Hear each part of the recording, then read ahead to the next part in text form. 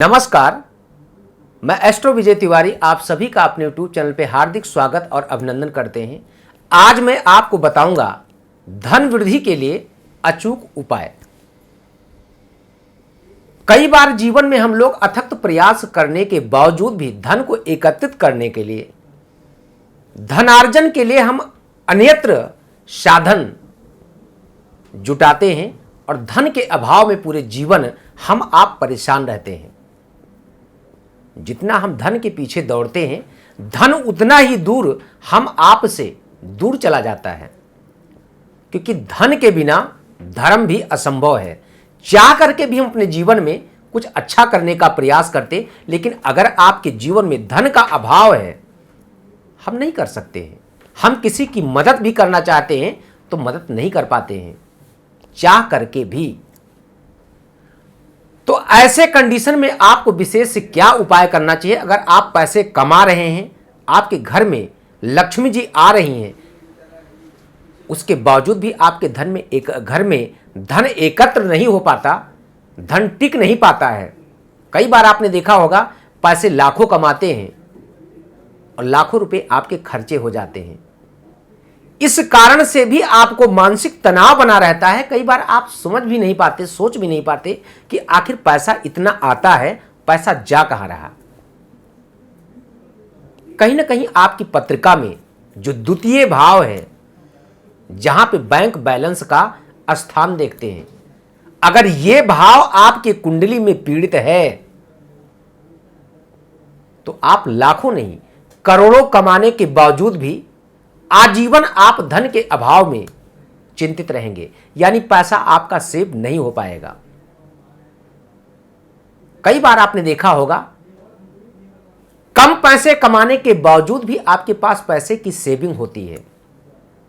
कई बार आपने देखा होगा, अधिक पैसे कमाने के बावजूद भी घर में हमेशा पैसे का अभाव बना रहता है, जिसके कारण आपके घर में पारिवारिक कलह। कई बार अनेकों आप प्रयास करते हैं, कई सारे ऐसे प्लान होते हैं जो प्लानिंग भी आपकी फेल हो जाती है। अगर आपकी कुंडली में द्वितीय स्थान पे किसी भी अशुभ ग्रह की दृष्टि हो, या अशुभ ग्रह की युति हो, या अशुभ ग्रह का प्रभाव से आपका द्वितीय भाव अगर पीड़ित है, तो धन और वाणी दोनों से आप पूरे जीवन परेशान रहेंगे। ऐसे जातक को विशेष क्या उपाय करना चाहिए, वो मैं आपको बताता हूं इस वीडियो के माध्यम से। अगर शुक्ल पक्ष यानी उजाली रात की अमावस्या हो, सप्तमी हो या अष्टमी हो, अमावस्या, सप्तमी या अष्टमी, इन तिथियों में देव वृक्ष, बट का वृक्ष हो, जिसपे आप लोग बट सावित्री का पूजन भी करते हैं, ऐसे देव वृक्ष, बट वृक्ष का पूजन करके और वहां पे थोड़ा सा कच्चा दूध, कच्चा सूत, जो कच्चा धागा होता है जिसकी यज्ञोपवीत इत्यादि बनती हैं, कच्चा दूध और कच्चा सूत, साबुत चावल, इन तीन चीजों को 12 अक्षर मंत्र का उच्चारण करते हुए, इन तीनों चीजों को उस बट वृक्ष की जड़ पे सुबह स्नान इत्यादि करने के बाद चढ़ाएं। 12 अक्षर मंत्र का जाप करते हुए कम से कम 7 परिक्रमा करें। इसके बाद अपने घर उस जड़ की मिट्टी को ला करके अपने तिजोरी में रखें। मैं एकाएक तो नहीं कहता कि आप करोड़पति बन जाएंगे, लेकिन यह जरूर है कि जो भी आप धन अर्जित करते हैं, उसमें से आपके पास पैसे की सेविंग दिन प्रतिदिन आपके घर में बढ़नी शुरू हो जाएगी। ये स्त्री भी कर सकती है और पुरुष वर्ग भी कर सकता है। कई बार हम लोग कुछ ऐसे कार्य करते हैं, कुछ हमारे इस जन्म का कर्म कार्मिक अकाउंट होता है, कुछ प्रारब्ध का होता है, यहां तक कि कभी कभी ऐसे हमारे प्लैनेट्स के प्रभाव होते हैं ना, कि हमारे पास सेव किया हुआ भी धन, यानी पैतृक प्रॉपर्टी, पैतृक संपत्ति को भी हम आप नष्ट कर डालते हैं। हम आप नहीं करने वाले होते, हमारे आपके प्लैनेट्स के प्रभाव होते हैं, जिनके कारण आपको खुद नहीं समझ में आता कि मेरा अकाउंट खाली कैसे हुआ। तो क्या आपकी पत्रिका में द्वितीय स्थान वीक है? क्या आपकी पत्रिका में द्वितीय स्थान यानी दूसरे भाव की दशा चल रही किसी अशुभ ग्रह से दृष्ट है या युत है? ऐसे कंडीशन में आपको उनका उपाय करना चाहिए। छोटे छोटे घरेलू उपाय के द्वारा आप अपने जीवन में एक अच्छा लाभ प्राप्त कर सकते हैं। क्योंकि हमेशा एक बात का ध्यान रखें, planets is a most important. अगर आपके जीवन में प्लैनेट्स का प्रभाव अच्छा होता है तो आपके जीवन में सब कुछ अच्छा होता।